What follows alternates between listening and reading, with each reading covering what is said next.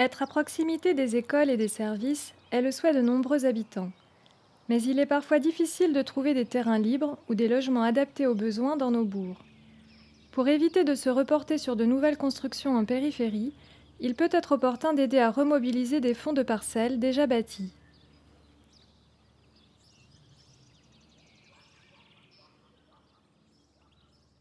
En 2015, des étudiants de l'école d'architecture de Bretagne ont été confrontés à cette problématique lors d'un atelier pédagogique mené sur la commune de Tressigneau. Deux bâtiments vacants avaient été identifiés en plein centre. Ils occupent des emplacements stratégiques à l'angle de la place et des voies d'accès. Les étudiants proposent alors de réhabiliter le bâtiment le plus proche de la place pour accueillir le café associatif en cours de création sur la commune. Ce café disposerait ainsi d'une bonne visibilité et d'espaces extérieurs généreux. Plutôt que d'entamer une réhabilitation lourde et coûteuse de l'autre bâtiment pour accueillir du logement, il est proposé de remobiliser d'abord le fond du jardin. Une fois les annexes en mauvais état déconstruites, un redécoupage du foncier permettrait en effet d'installer 4 nouveaux logements. Le bâtiment sur rue serait reconverti dans un premier temps en annexe commune et mettrait les nouveaux logements à l'abri de la circulation. Regardons de plus près l'évolution proposée par le groupe d'étudiants pour ce fond de jardin. Des murets vont soutenir la topographie entre les nouvelles parcelles et organiser un paysage en accord avec l'identité rurale du bourg.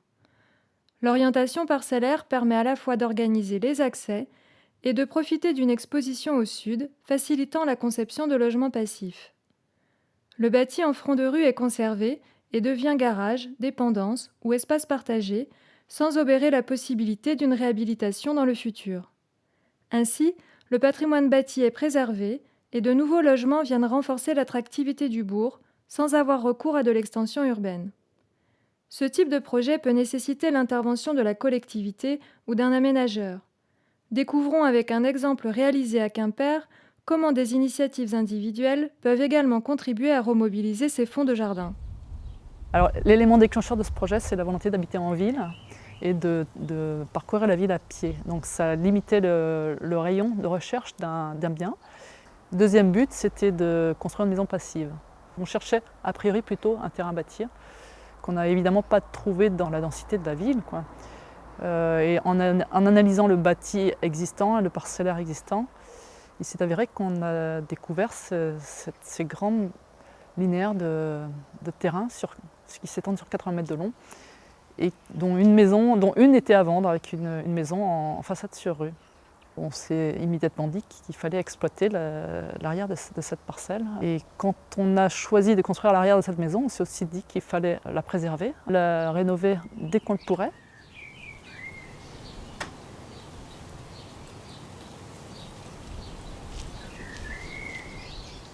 Les contraintes techniques les plus marquantes, c'est évidemment de construire une maison en traversant un porche avec tous les matériaux nécessaires et les engins de terrassement notamment.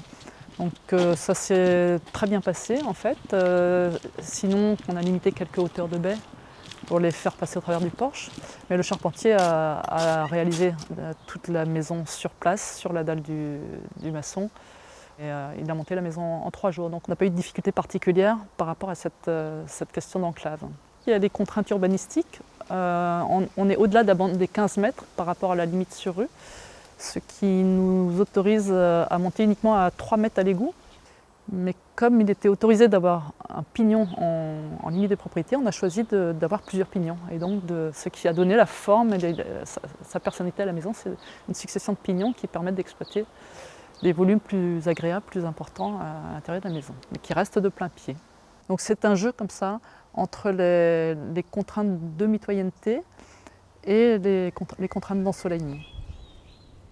Le terrain délimite différentes séquences entre la cour devant la maison existante qui sert un peu de parking, la maison existante, une cour jardin qui nous est propre et un verger à l'arrière de la maison.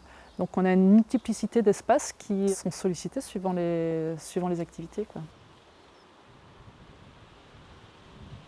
Le plus intéressant pour nous dans ce projet, c'était de dessiner la maison de telle façon qu'elle profite de plusieurs ensoleillements malgré une forme très allongée de la parcelle.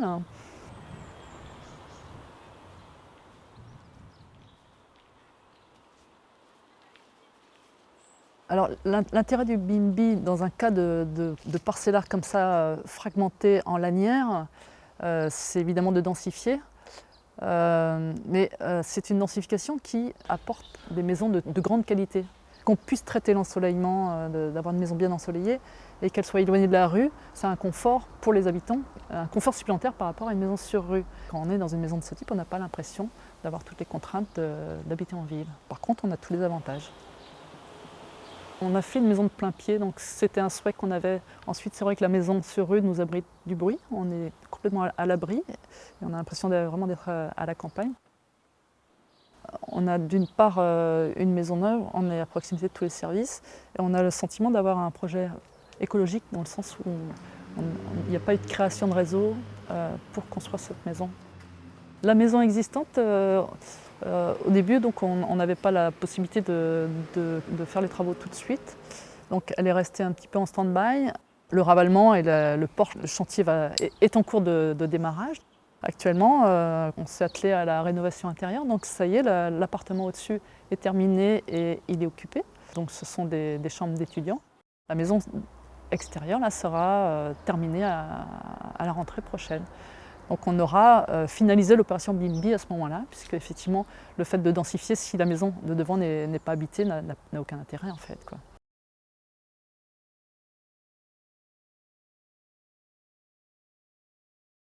Si on veut reproduire l'expérience, c'est un diagnostic du bâti existant et surtout des terrains qui sont exploitables et qui ne sont pas utilisés. Donc comment les désenclaver, un travail de communication avec les propriétaires pour qu'ils se rendent compte de l'opportunité qu'ils ont et de la richesse foncière qu'ils ont. Ensuite, ce serait au niveau des règles d'urbanisme, avec une prise de limite qui se limite souvent à 3 mètres à l'égout, ce qui fait des volumes intérieurs très bas. Donc ce serait d'assouplir un petit peu les règles d'urbanisme en essayant d'échanger, de traiter plus finement les terrains. Dans un premier temps, de faire des prototypes et des réunions publiques pour expliquer aux gens de quelle façon ils peuvent entrevoir l'avenir de leur parcelle et de leur façon d'habiter.